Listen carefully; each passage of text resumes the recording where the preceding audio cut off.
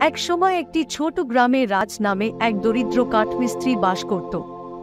প্রতিদিন পরিশ্রম করে সংসার চালাতেন।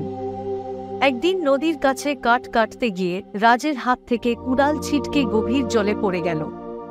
বিধ্বস্ত রাজ নদীর ধারে বসে ভাবছিল যে কিভাবে সে তার একমাত্র হাতিয়ার ছাড়া কাজ চালিয়ে যাবে। হঠাৎ জল থেকে এক মায়াবী পরী বেরিয়ে এল। তিনি রাজের সততা দেখেছিলেন এবং তাকে পুরস্কৃত করার সিদ্ধান্ত নিয়েছিলেন। পরী জিজ্ঞেস করল, নদীতে কিছু হারিয়েছ?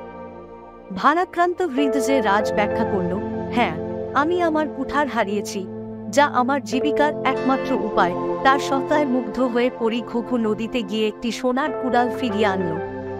সে জিজ্ঞেস করল, এটা কি তোমার কুঠার? রাজ অবাক হলেও না, ওটা আমার নয়। আমার কুঠারটা ছিল সাধারণ এবং লোহার তৈরি। পরী তার সত্তা দেখে হাসল এবং তারপর তার লোহার কুড়ালটা তাকে দিল। তার সততার জন্য তাকে পুরস্কৃত করার জন্য তিনি তাকে সোনার কুঠারও দিয়েছিলেন।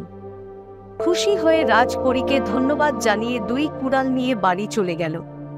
তার সৌভাগ্যের খবর সারা গ্রামে ছড়িয়ে পড়ে। কিছু লোভী প্রতিবেশী গল্প শুনে ইচ্ছাকৃতভাবে নদীতে কুড়াল ফেলে তাদের ভাগ্য পরীক্ষা করার সিদ্ধান্ত নেয়। যাই হোক, যখন তারা তাদের অক্ষের বর্ণনা সম্পর্কে মিথ্যা বলেছিল, তখন পরী তাদের প্রতারণা দেখেছিল এবং তাদের পুরস্কৃত করেনি। পরিবর্তে তিনি সততার গুরুত্বের উপর জোর দিয়েছিলেন। গল্পের নৈতিকতা হল যে সততা এমন একটি গুণ যা তার নিজের পুরস্কার নিয়ে আসে।